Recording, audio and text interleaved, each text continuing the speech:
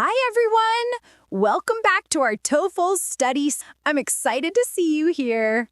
Today, we're diving into academic discussion response essays, and this is a skill that can really boost your score.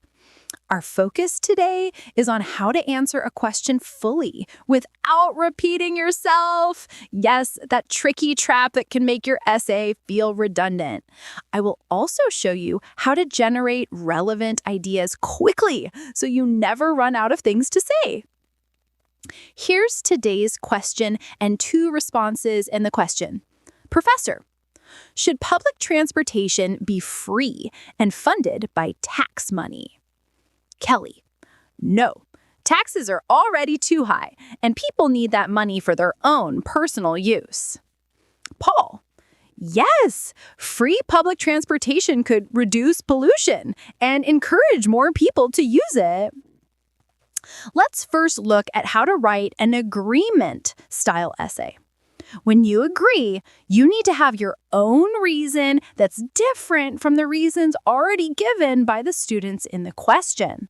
For example, if you agree with Kelly, who says free public transportation is a financial burden on families, your reason should not repeat that idea. What other reason could you use? One strong argument could be fairness.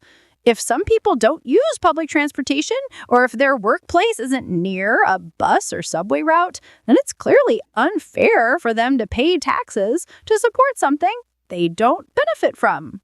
The fairness argument is always very useful when you discuss policy-related questions like this.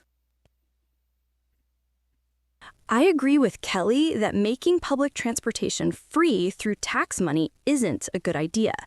Besides adding financial pressure, it's also unfair to people who rarely use it.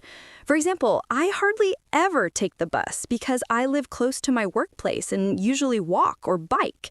If the government raised taxes to make buses and subways free, I'd still have to pay for something I don't use. Meanwhile, my friend who takes the bus every day would benefit much more, even though we pay the same taxes. That just doesn't feel fair. Instead of making transportation free for everyone, it would make more sense to improve service quality or lower fares for people who really depend on it.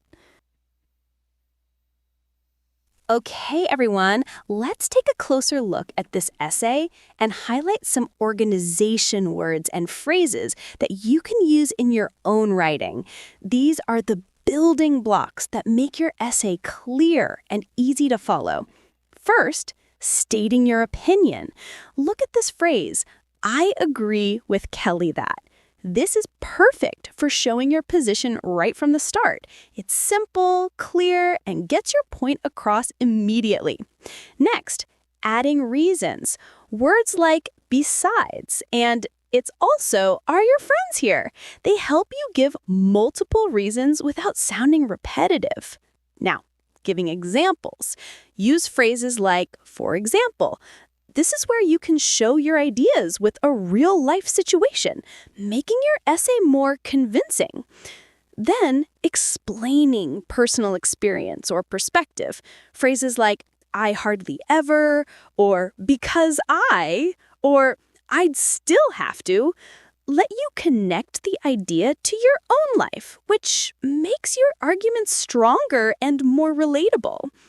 What about contrasting or comparing ideas? Words like meanwhile, or even though, or that just doesn't feel fair, are great for showing differences or conflicts in a way that's easy for the reader to follow. Finally, suggesting alternatives or concluding. Try phrases like instead of, and it would make more sense to. This is a strong way to wrap up your paragraph with a solution or suggestion. See how these words and phrases organize your ideas and guide your reader? If you use them in your own essays, your writing will feel structured, logical, and professional. Exactly what TOEFL graders are looking for. Now let's agree with Paul. Besides reducing pollution, another strong reason to support free public transportation is that it can help solve traffic congestion, especially during rush hours. Every morning and evening, streets and downtown areas and near schools are packed with cars, and people get stressed worrying about being late for work or class. If you agree with Paul, you also need to address the tax issue, since that is a potential drawback. You can either argue against it, for example, by showing that people actually save money using public transportation instead of private cars, or you can concede the point, the bite-the-bullet approach, and then explain why free public transportation is still better overall, despite the cost. I agree with Paul that making public transportation free would be a great way to encourage more people to leave their cars at home and use buses or trains instead. When more people take public transit, traffic moves faster and cities become calmer and safer. For example, I remember when my city offered a week of free bus service last year, the difference was amazing. The usual long lines of cars during the morning rush were much shorter, and it was so much easier to get around.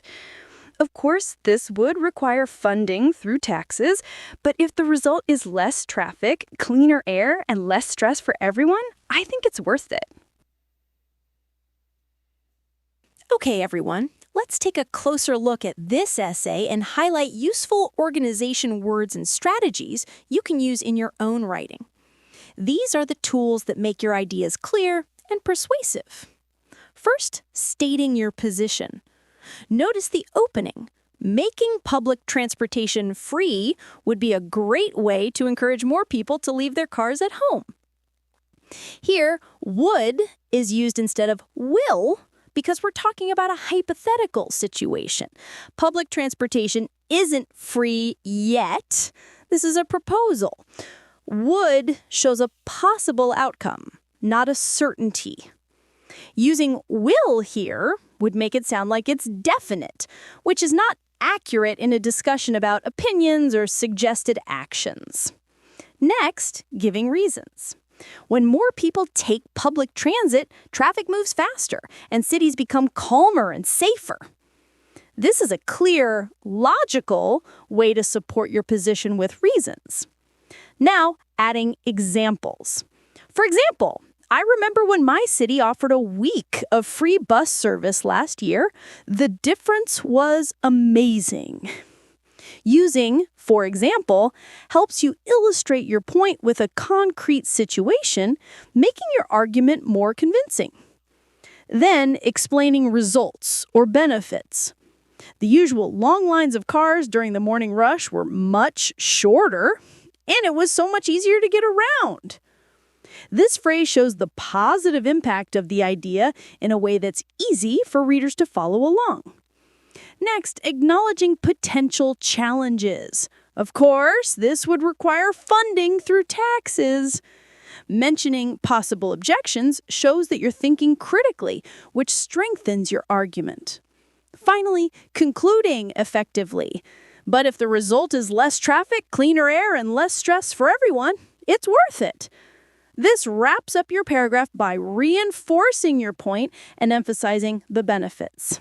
See how these strategies organize your ideas and guide the reader smoothly? And remember, using would instead of will is important when you're talking about hypothetical situations, predictions, or the results of a proposed idea, which comes up a lot in TOEFL Academic Discussion questions. Using these techniques will make your writing clear, logical, and persuasive. Exactly what TOEFL graders want. Now, let's write a disagreement essay. Why would you disagree with Kelly? Kelly opposes free public transportation because it is funded by tax dollars, and she believes that would leave people with less disposable income. To respond, you need to address this point directly.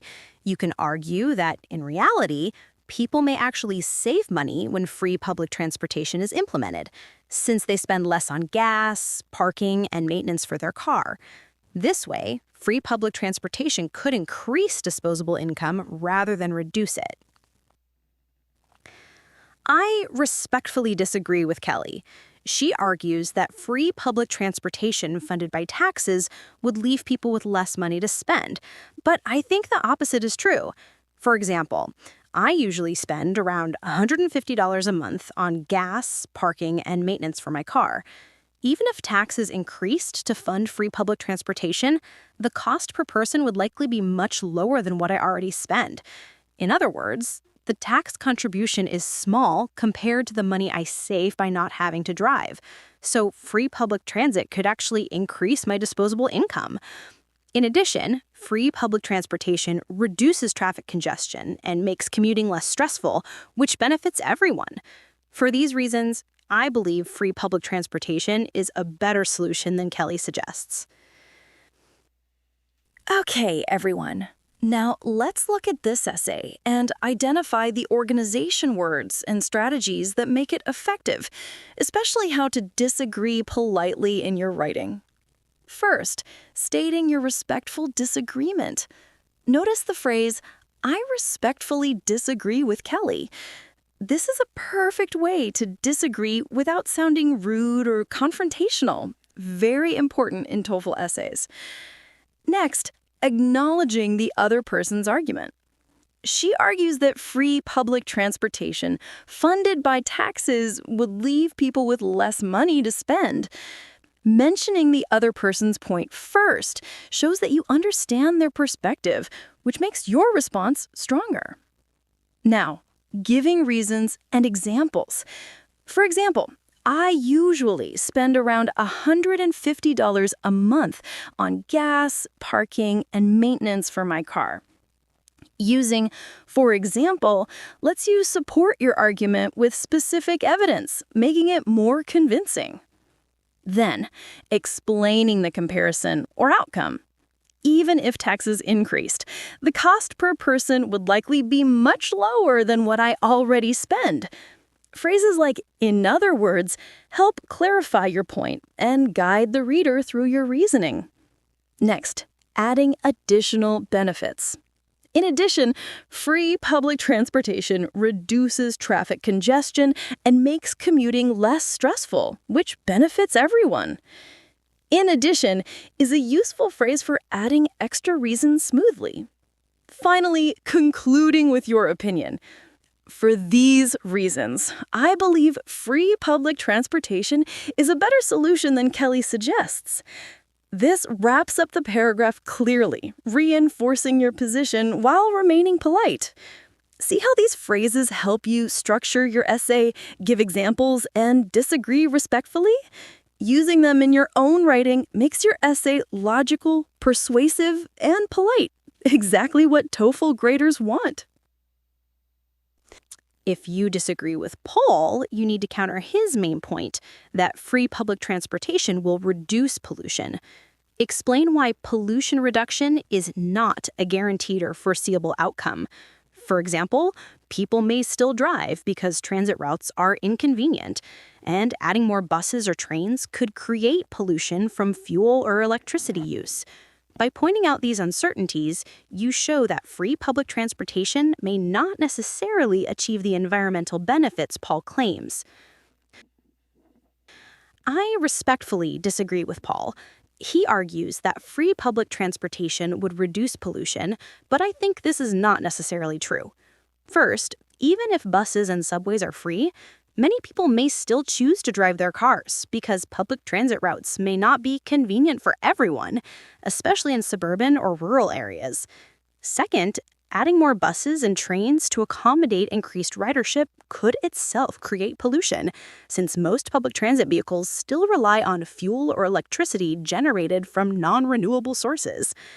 Finally, free public transportation does not guarantee a decrease in car ownership or usage.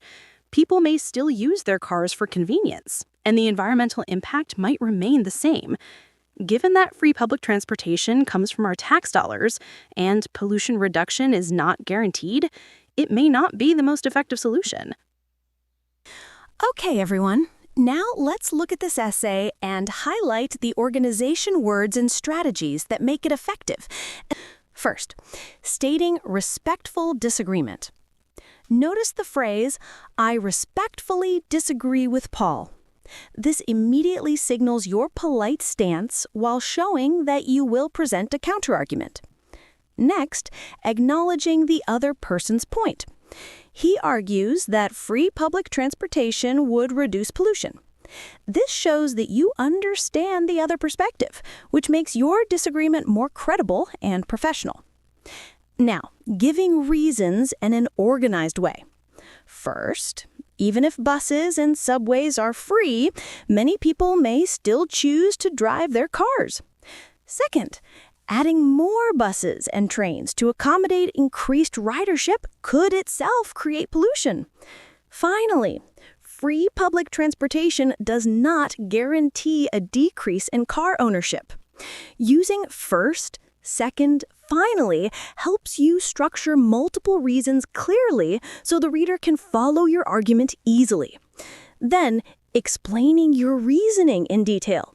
Phrases like, "Since most public transit vehicles still rely on fuel or electricity generated from non-renewable sources," clarify your points and show careful thinking.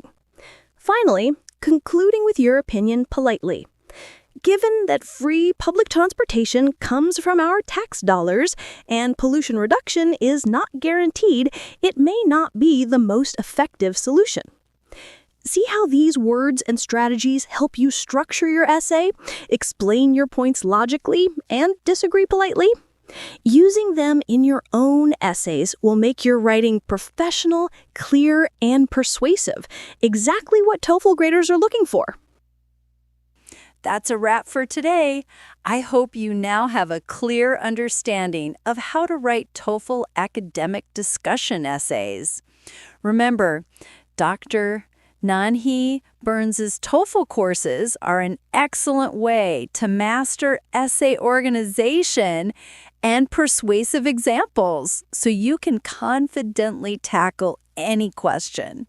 Check it out at www.nanhiburns.com.